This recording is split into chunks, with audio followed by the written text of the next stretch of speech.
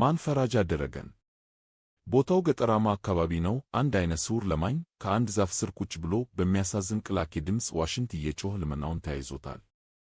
ከፊት ለፊቱ ትንሽ ራቅ ብሎ አንዲት አነስተኛ ወራጅ ውሃ አለች። አንድ ፈረሰኛ በዚያው አካባቢ ሲያልፍ ያችን ወራጅ ውሃ ትንሽ ወንዝ ያይና ከፈረሱ ወርዶ ፊቱንና ራሱን ተጣጥቦ ከውሃው ተጎንጭቶ በከረጢት ቋጥሮ የያዘውን ዳጎስ ያለ ብር ውሃው ዳር ረስቶ ሽምጥ ይጋልባል። ትንሽ ይቆይና ሌላ መንገደኛ መጥቶ ሊያልፍ ሲል እዚያች ውሃ ዳር የወደቀችውን የገንዘብ ቋጠሮ ያያል። ጠጋ ብሎ ያንን ብር ያነሳና በሌላ አቅጣጫ ይፈተለካል ወይም ይሄዳል። ይሄ ሁሉ ሲሆን ግን አይነ ስውሩ አንዳች የሚያውቀው ነገር የለም። እሱንም ማንም አላስተዋለውም። የሚገርመው ነገር ያ ብሩን ረስቶና ጥሎ የሸመጠጠው ፈረሰኛ ነገሩ ትዝ ይለውና ተመልሶ እዛች ውሃ ዳር ይደርሳል። ዳሩ ግን ብሩ የለም። አካባቢውን ዞር ዞር ብሎ ሲያይ ያን ምስኪን ለማኝ አይነ ስውር ያየዋል። ወደ አጠገቡም ተጠግቶ ስማ ወንድም፣ እዚያ አካባቢ በከረጢት የተቋጠረ ብር ረስቼ ሄጄ ነበር አላየህምን? ብሎ ይጠይቃል። አይነ ስውሩም ሐረጌታው እንኳን በከረጢት የተቋጠረ ብር ይቅርና እርስዎንስ መች አየሁትና እንደሚያየኝ አይነ ስውር ነኝ። ሰውየው ግን የአይነ ስውሩን ንግግር ሳያስጨርስ ዝም በል፣ እዚህ አካባቢ ያለ ሰው አንተ ብቻ ነህ፣ ይልቅ ቀልዱን ትተህ ብሩን ብትሰጠኝ የተሻለ ነው ሲል ደነፍ።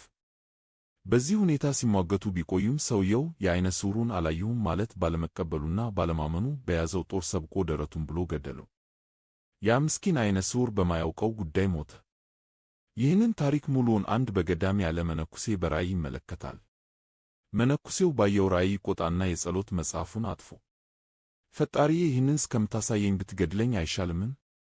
ብሩን የወሰደው ሌላ የሚሞት ሌላ ምን አይነት ፍርድ ነው የምትፈርደው? ብሎ በዓቱን ትቶ ይወጣል። ይሄን እግዚአብሔር ይገለጥና ወዳጄ ሆይ ለምን ይህንን እንደሠራው መጠየቅ ሲገባህ እንዴት እንዲህ ታደርጋለህ ብለህ መቆጣትህ ተገቢ ነው። በል ወደ በዓትህ ተመለስና የዚህን ነገር ስለምንነት ልንገርህ ብሎ መነኩሴውን ወደ በዓቱ እንዲመለስ አድርጎ ይነግረዋል። በዚህ መሠረት አይነ ስውሩ በሚኖርበት አገር ብዙ ወንጀል ሰርቶ ነበር። ፊት በሚኖርበት ስፍራ አይነ ስውር ሳይሆን አንድ ታላቅ ሰው ገድሎ ይሰወራል። ከጊዜ ብዛት የተነሳ አይኑ ታውሮ ሳይታወቅበት ይኖራል። የሚገርመው ግን አይነ ስውሩ የገደላቸው ሟች ብር የጣለውና አይነ ስውሩን የገደለው ፈረሰኛ አባት ነበሩ።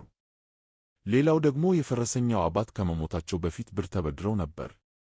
ያን የተበደሩትን ብዙ ብር ሳይከፍሉ ተገደሉ። አበዳሪው ግን በገንዘቡ አለመከፈል ሳይቆጭ በአሟሟታቸው አዝኖ ለእግዚአብሔር ሰጥቶ ይኖር ነበር። ያ አበዳሪ ያንን የተቋጠረ ብር ከመንገድ ያገኘው ነው። ታሪኩን ስንሰበስበው የሟቹ ሰው ልጅ ፈረሰኛው የአባቱን ዕዳ ከፈለ፣ የአባቱን ገዳይ ተበቀለ። የሚገርመው ግን እርሱም ሆነ ሌሎቹም ይህንን አለማወቃቸው ነው።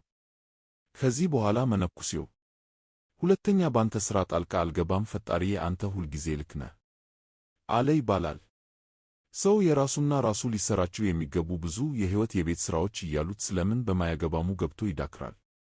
በተሰጠችን ውሱን አእምሮ የፈጣሪን ሥራ ለመመርመር ስንሞክር ስተን እንዳንገኝ ልንጠነቀቅ ይገባል። እግዚአብሔር ሁልጊዜ ትክክል ነው።